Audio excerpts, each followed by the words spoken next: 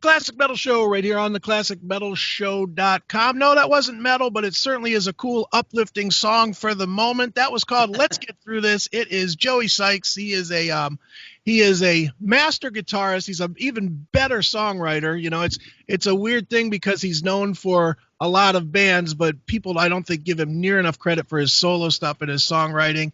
And on the line and on Skype with us right now is the guitarist himself and the vocalist. It is Mr. Joey Sykes. Joey, how are you, man? Hey, what's up, Chris? Dude. Are you ready for some soft metal? A soft metal interview? Yeah, exactly. Now, well, you know what, man, and I know you know this about me, man. I love all kinds of music. So I do know that, yeah.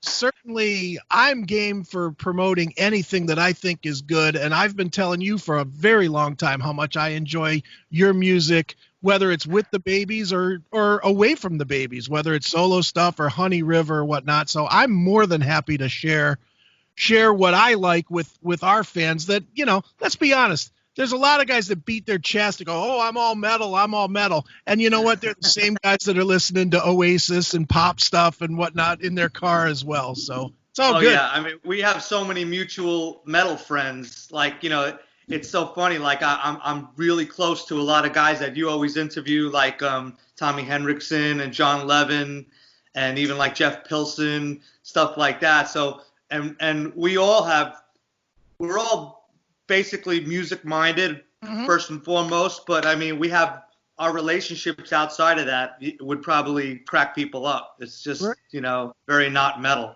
Well, and you know what the weird thing is too, is as far as being classified as rock or metal or whatnot, you know, especially as a guitarist, you can pretty much take anything that you would play as a rock song, add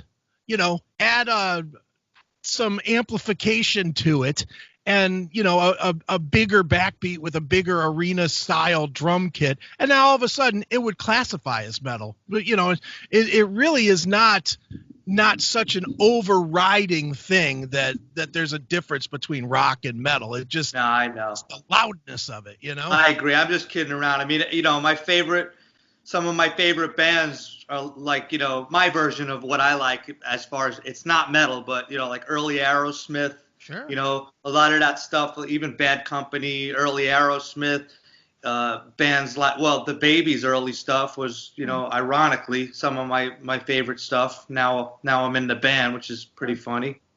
But no, but I like all that stuff. And obviously Van Halen first record, I love old UFO. So, you know, that's my version of like how heavy that when I was, you know, a really, really young kid, because I've been playing guitar since I'm like 8. Right. So, you know, it started to kick in when I could play that kind of stuff like 10, 11 years old, you know. Then I started playing bars when I was like 15. So I go way back.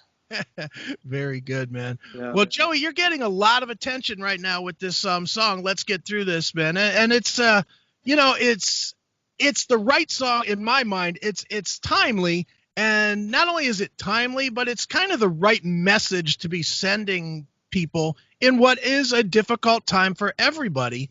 So, you know, for you as a songwriter and as a creator, talk about your decision to write this song right at this time and put it out, because, you know, it is, like I said, it's very timely.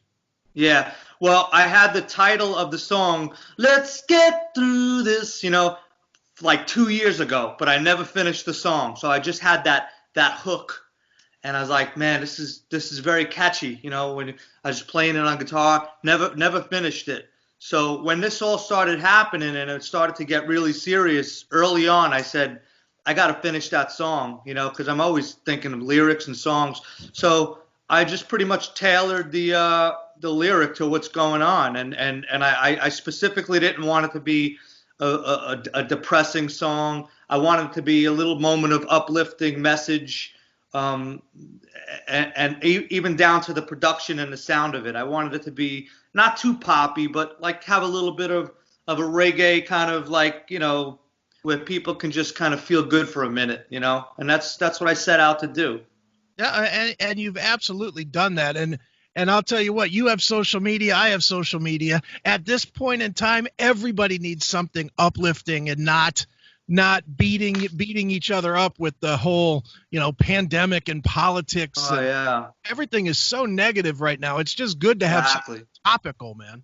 And like, of course, when I released the song about whatever, a month ago, a couple of weeks ago, and of course, like every time I'm listening to the news or, whatever, I hear that phrase so much, oh, we're going to get through this, we're going to get through this. And I'm like in my head, why can't the song just be on every like morning shows and radio? I'm trying, but trying to do it myself with a very small team, man, as you know, it's brutal.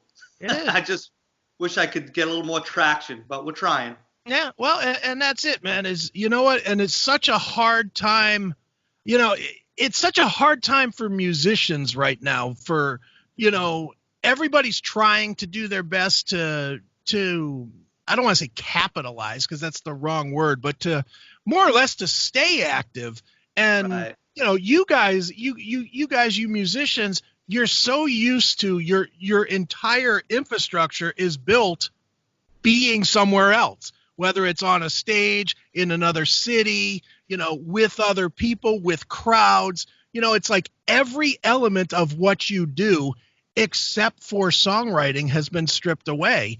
And yet you're using it to your advantage, whether it's putting out a song like this, or I know you spend a lot of time on YouTube, just kind of riffing and whatnot for people that are fans of yours to just kind of see in different elements of yourself. Has it been difficult for you to kind of change direction so much and then, be creative in a new way?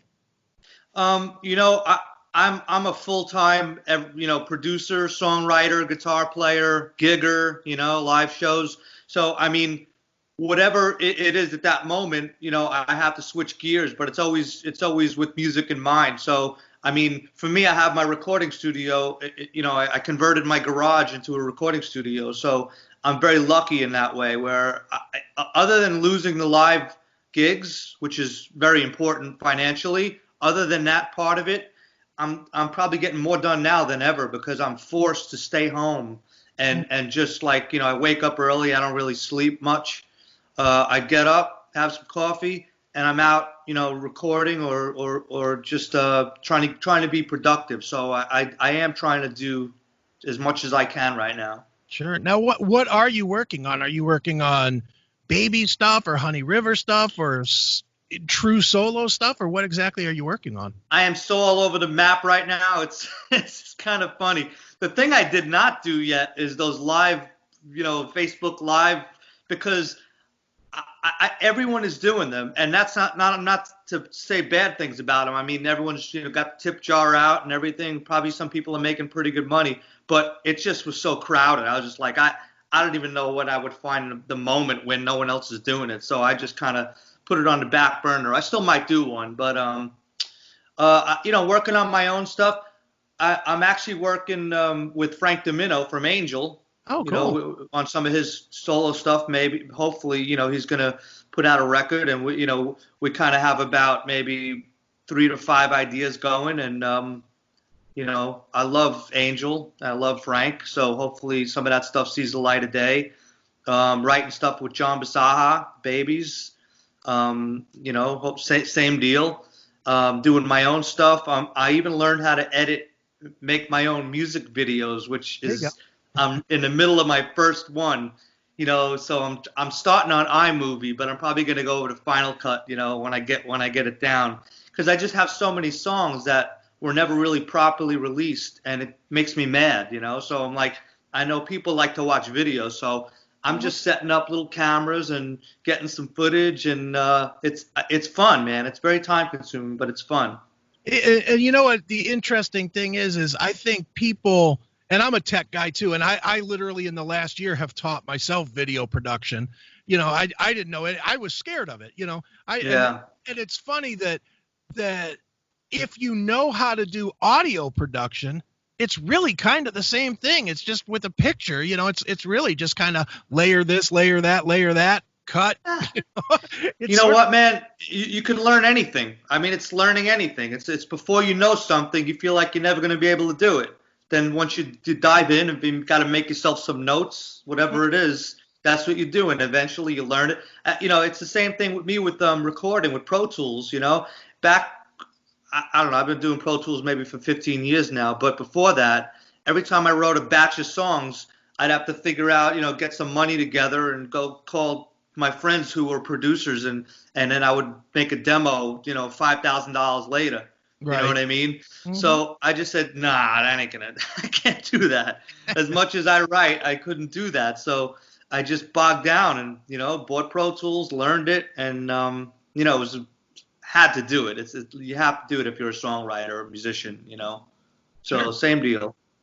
Does having that knowledge now, though, make it, and I'm basing this only on the knowledge that I have of every one of you musician guys out there, having that knowledge actually makes it tougher to finish a song, no? Because you guys are so, I would change this, I would change that. And now you have the ability to change that.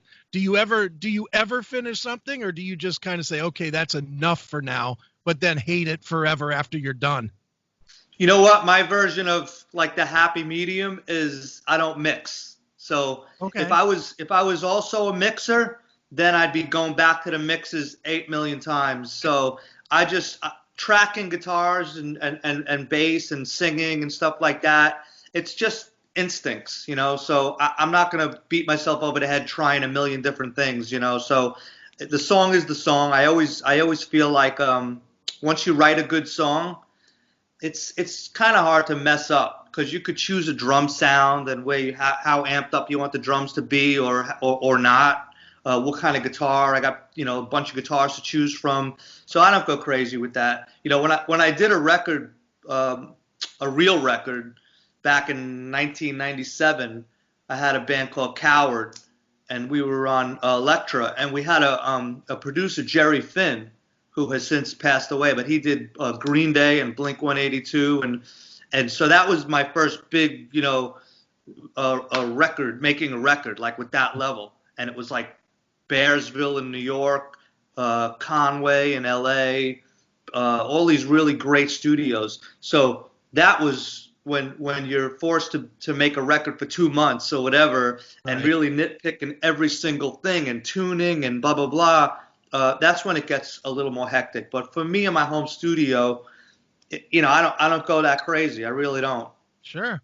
Well, Joey, since you mentioned a little bit about your past, tell people about your history as a musician, because, I think there's a lot of people, surface level, they're like, okay, well, he's the new rhythm guy in the Babies. And that's kind of where it ends for a lot of people, but you have quite a lot of history prior to the current doing Honey River and doing the Babies. Yeah, I'm probably the music industry's worst salesman, because I just kind of I don't name drop and I stay under the radar, I'm all about the songs, just want to be involved, whether it's my songs or being in a band with great songs or great musicians, but if a quick synopsis or whatever, like I would say that when I was really young, right out of high school, there was a band called Boys Town, and it was like a melodic rock kind of thing, and we were managed by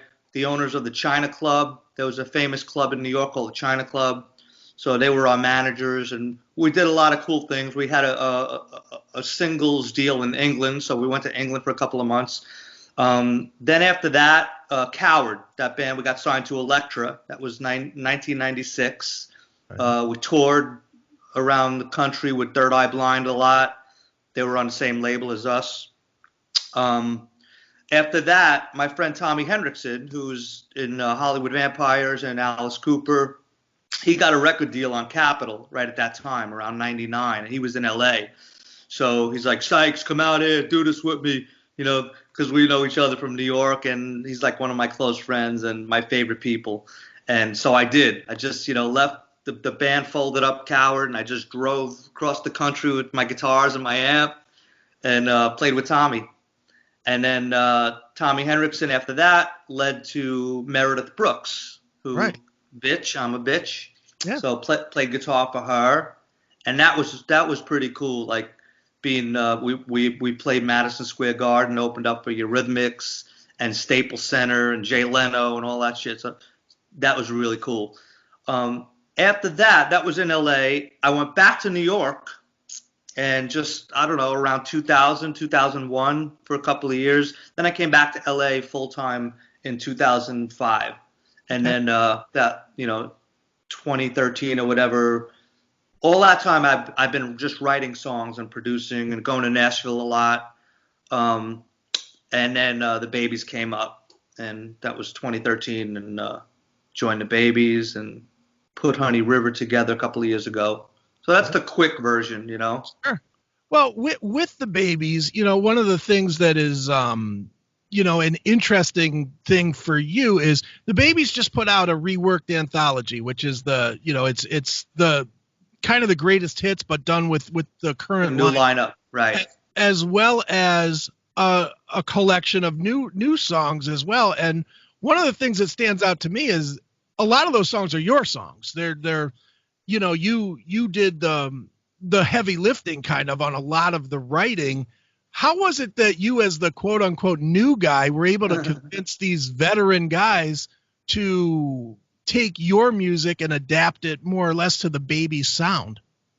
Well, I'm such a Babies fan, first and foremost, and going back to day one, I was writing for the new Babies before I was in the band. Okay. So that's kind of the history of it, is like, you know, somebody knew somebody and I came aboard just to kind of lend my songwriting with them. And, you know, the couple songs that I had that were just mine, but for the most part really was thinking about the Babies when I was writing for the whatever it was going to be. I knew the sensibility of what they were going for, even when they were a 70s band. You know, I knew that they loved Free and Bad Company. I knew Wally loved Kossoff, and, you know, obviously Tony Brock's drumming was, you know, so legendary. So, well, he's going to do his thing anyway.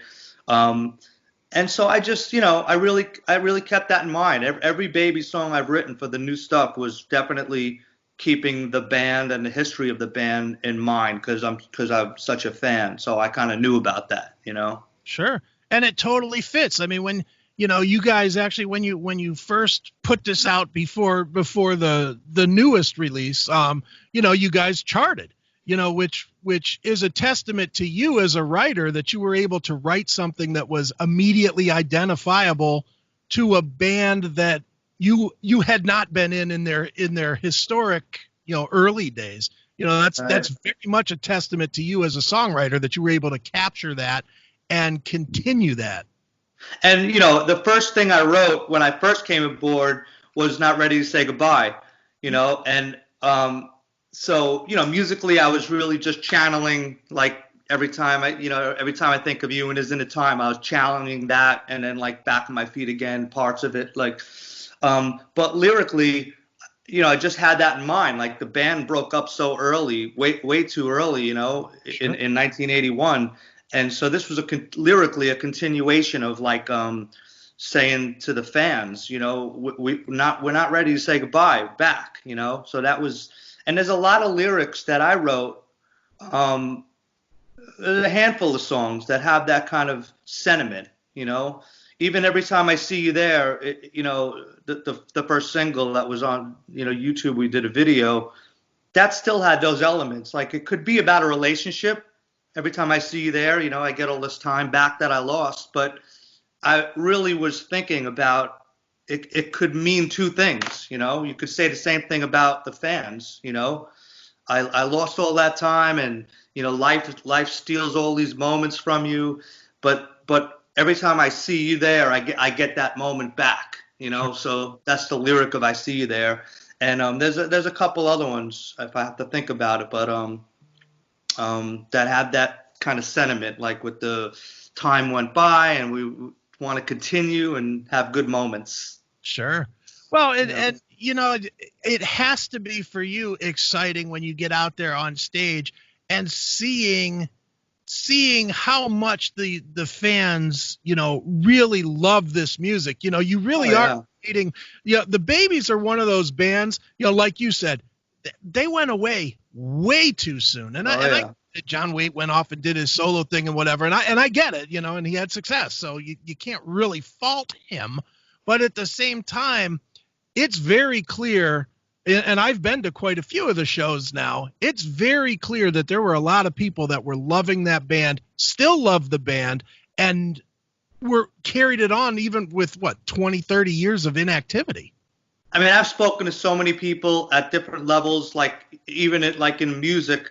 Even like last year, Tommy Hendrickson was with the Vampires doing a gig, and I was hanging out with him for the day, so we were driving around with a couple of people, and so Nikki Sixx was on the phone, and Tommy had him on FaceTime or whatever, so he was kind of like talking to everybody, and I never met Nikki, so Tommy was saying, hey, here's everyone, showing to Nikki, this is Joey Sykes, he's in the Babies. So Nikki was like, dude, he's like, it's one of my favorite bands. Nice. It was just so funny. So it's like that kind of stuff is crazy. And they're just, they were a moment in rock history, and in my opinion, if they would have stayed together when MTV came out, I think really the game would have changed. Because it was so visual, Sure, absolutely, and it's really cool now, to see it continue, and you do a great job, and obviously John does a great job, in what is the hardest job, you replace an iconic singer, and you always get those people that for you for it, but John does a fantastic job of it and energizes the crowd. I mean, it's an energetic, fun show, and that's one of those things that is a lot of times the crux of bands that continue on is they continue on, they play the songs, but they don't make it a show anymore. It's just working through the songs. You guys do a fun show that engages the audience, and it really doesn't feel like you guys are there and we're out here. It just is one of those, okay, everybody's singing, everybody's having a good time. Hey, man, it's a different element, like we're not playing Coliseums, just the way it is, Yeah. When I joined this band to play live with them, I really wanted Wally Stocker and Tony Brock to really have a second moment because it's their band. Sure. I'm just going to add what I can add to it, maybe a little energy, a little youth to the live show. But I would never think about stepping on Wally, or I really want him to have his moment. Whenever I'm live, I just like, if I go over to him on his side, I'm always kind of behind him. That's right. By design. I'm not going to like get up in front of him and start like, dueling. And I just want him to, have a comfort with me and have his moment. I do what I do. Like you said, people don't even know what I do, and that's fine. I mean, people don't know I wrote a bunch of songs. People don't even know my history. They look at some guy up there, who's that guy? And then at the end of the show, they probably go, he was pretty cool. and what am I going to do? I'm going to like have a tutorial on what I've done. It's right. Just, they find out or they don't find out, you know?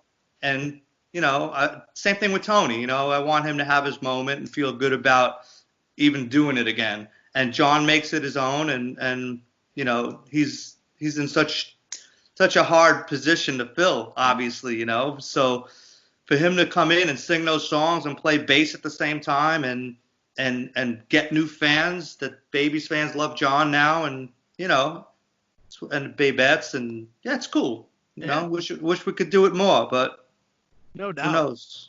Well, hopefully when this pandemic nonsense ends, you guys will get to do it. Talk a little bit about, how that really has sidelined you guys, because it's, right at the time that you release the record, bang, this happens. It's like, wow, the timing could not have been worse for the Babies. Not only did it sideline us and everybody, I honestly, I'm tuned it out of my head. I can't even, I don't know what it's going to look like, when it's going to happen, if it's going to happen, where bands are going to be able to play, where, fans are in the audience a foot away from each other, breathing on everybody, So that's exactly what they're saying not to do, and you wouldn't want to do that. So I'm hoping they figure some stuff out, and maybe it looks differently or whatever, but I can't imagine there being no concerts and no, so I just don't know, man. But it's really sad, to be honest with you. Can't sugarcoat it. No, and it's sad. It's frustrating. It is what it is. But hopefully, as the song says, let's get through this. We'll get to the other side, man. Yeah, and that's the lyric in the song. It'll be better on the other side. So yeah, I mean that's really what I'm pushing at the moment. I know we kind of went on because I could talk to you for a long time, but I'm really pushing that song. Let's get through this, and the video's up on YouTube. I think it's just went over 6,000 views. It was just played on Tom Petty Radio on Sirius, which was great. And Steve Ferroni, the Petty drummer, was the DJ, and he said some really nice things about the song, and he really dug it. And it's getting a little bit of airplay, and I'm just trying to get it on more, maybe some morning shows and whatever other radio, and who knows, maybe it could be a little hit at this time, Absolutely. Real quick, I just want to talk about a couple of other songs, and it's more not necessarily the songs, but it's more the style that you present. I know we're talking a lot about you playing guitar, but you're a great singer. Not even a good singer. You are a really great singer, and you have a style in my mind that almost seems like you would be much better suited to be almost playing in England, playing for those people that are so starved for like Oasis and that type of a sound. And I'll point to songs like that, That's American Life, or If I Hide, as two examples. They really have that kind of Beatlesque type of a sound to them. Have you ever considered going over there or marketing over there? Because it really seems like that suits you. Yeah, well, thank you for that. That's my favorite anyway, the Beatles. But yeah, it always comes down to resources and money and stuff like that. If you don't have a label or an investor who's going to kind of champion you for a year or so, it's just hard to do, man. It's like, I guess if I was 20 and maybe I could scrounge up some money and find some places to crash, and maybe I could pull something like that off. But with things the way they are, I don't know. I would love to. I'd love to give it a whirl there, but my style is very much like that. It's like a modern day Badfinger, Beatles, The Who. That's like some of my favorite stuff. So that's really kudos to you to pick up on all that. What do you want to be when people say your name? What do you want people to think? Guitarist, songwriter, singer? Which piece would make you most happy? If you were getting your Grammy, would you want to be introduced as a guitarist, a singer, or a songwriter? Songwriter. Okay. Yeah, songwriter is the one. It's like because I just get so much. It's so rewarding to write a great song, and it's so hard to write a great song. Because you try to, for me anyway, I try to write a lyric that hasn't been done a million times, something a little clever, but not overly clever, because some people do that and write so vague and so out there, and it's like, what is that guy talking about? Or that girl, whatever. So I just try to, I don't know, I just really try to write a great song that a lot of people can feel maybe in their life, and then throw the great melodies, that's where the Beatles and all that stuff comes in, melodic and stuff like that. Production, I like to keep it, not too heavy. I have done that and I could do that, but just like kind of those jangly, more like the Who kind of production and Beatles and stuff, in that genre, that would suit me just fine. But like a song like He Never Cried is just so simple. But it could be country, but not really. Right. But the lyric basically is just about probably a million of our fathers who could never tell their kids I love you, or never cry because they thought it was not tough. Right. Especially for me growing up in Long Island, Italian, American from Long Island. Everyone was like that. I mean, it's like, that tough exterior, and you could never even picture somebody saying, I love you, to your kid. And it's not a bad thing. It's just what they know. So that's what He Never Cried is about, you know? Awesome. Well, I'll tell you what, Joey, why don't we play He Never Cried and wrap up with that? How's that sound? On the metal show? Yeah, why not? Unless you man. got to play one of yours. What do you want to play? No, hey, I love that one, but I mean, you might get people mad at you. You could direct them to me. You know what? If they're mad at me, so be it. They know who I am. Okay, so this is going to be Chris Aiken's most unmetal song ever. Exactly. Joey Sykes. Go. Let's check it out. Joey, where should people go online to keep up with you and follow you and, get your products and all that stuff? There's a website, joeysykes.com, SYKES, and don't put John Sykes in. It's Joey. joeysykes.com. My Instagram is Joey Sykes 903. Okay. And then, Facebook fan page, Joey Sykes Music. You could find me. Yeah. Well, let's check it out right now. Here's some brand new stuff, or not really brand new, but here's some Joey Sykes right here on your Classic Metal Show. Thanks, Chris.